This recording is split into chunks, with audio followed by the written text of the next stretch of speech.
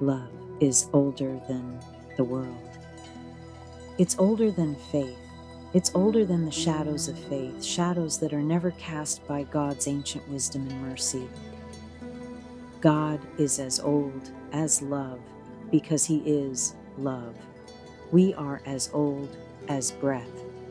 Fear is younger than us, which is to say that fear is not the creation of God. You could say that God wasn't raised under dark clouds of belief systems like we were. His worldview is entirely different than what we or our parents were taught. Our lineage of fear is foreign to God. Our ancient father is unlike the shadow that fear says looks like him. Many of us were raised in families who had a high regard for the one widespread imposter that often competes with our reverence for God Himself. But this imposter has a name, and in this case, a name is like a handle we can use to lift this imposter out of our way. What's its name? Doctrine. And doctrine is sadly elevated above God, whose goodwill is overshadowed by the calculated ideas that define mainstream traditional faith. How? As a spiritually inorganic intrusion created outside of the heart. Why have we abandoned our hearts, our spiritual intuition? What are we doing?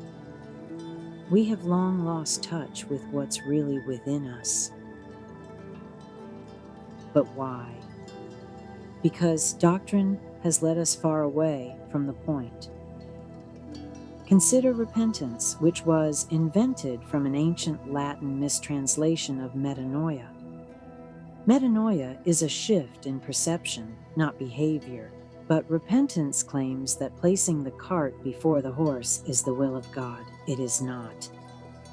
Religious repentance is actually unbiblical, and its process is an artificial distraction from real metanoia, real transformation. There's a reason repentance becomes one of the biggest products in formal religious systems.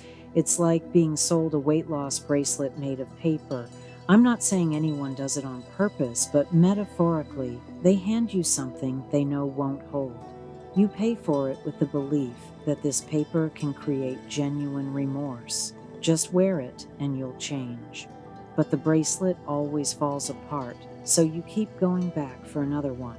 Repentance gets preached again and again because, ironically, the failure of the product keeps the cycle alive. And while you're going back, they're preaching that self-criticism, tough self-love, and stiff self-discipline all lead to spiritual transformation. Pray hard and feel troubled about not feeling troubled. They lead you to believe you can force genuine remorse, but no person has ever actually achieved remorse through pressure, no matter how hard they pray, no matter how deeply troubled they feel about, not feeling troubled. Let's leave the paper fear with its source. Here's the reality.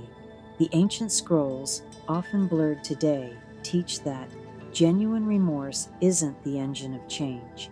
Instead, genuine change is the only engine of any real remorse. Why do we instinctively know this, if even quietly? God made each person to resonate with their unique inner honesty. Real transformation is already inside of you. It is your instruction. And sometimes you aren't conscious of it as it goes on beneath the surface, like real things always do. But it always reveals itself. It guides you with or without the paper bracelet. How can it be that simple? We often forget that honesty, spiritual realism, is a trademark of God. Yet spiritual realism and emotional honesty are exactly what doctrine opposes, causing puzzles for our souls.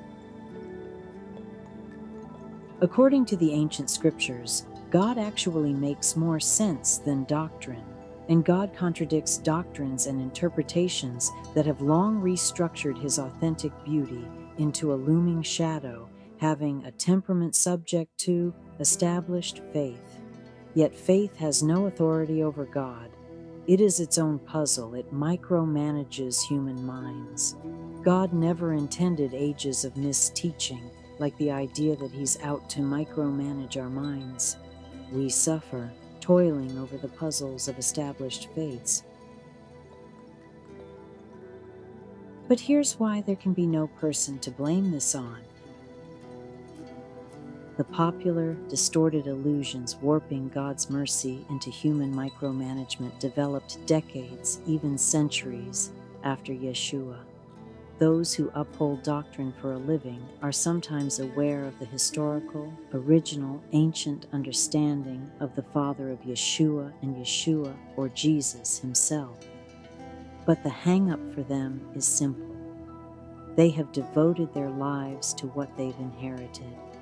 Their loyalty lies in the circles of others like themselves, who may feel trapped, because when you belong to something that your mind tells you is bigger than God, you're often trapped by it. There's no blame there. It's just how it unfolds. If this message resonates with you, my unhurried video, The Shift Within, What Spiritual Transformation Really Feels Like, is an ambient, contemplative journey into what transformation is and isn't. It offers the ancient understanding of metanoia as a change in perception that's already within.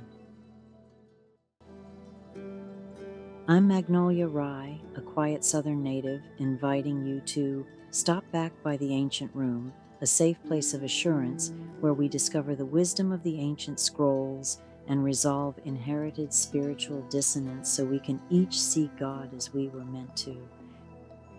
You're invited to exhale here amid the ancient understanding you've long intuited.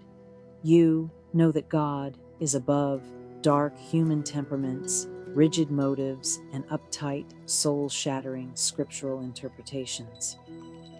The ancient Father of Yeshua may be almost unrecognizable today, but the Jesus who walked back then is with us now, and the quiet ones can hear his gentle guidance. Thanks for joining me.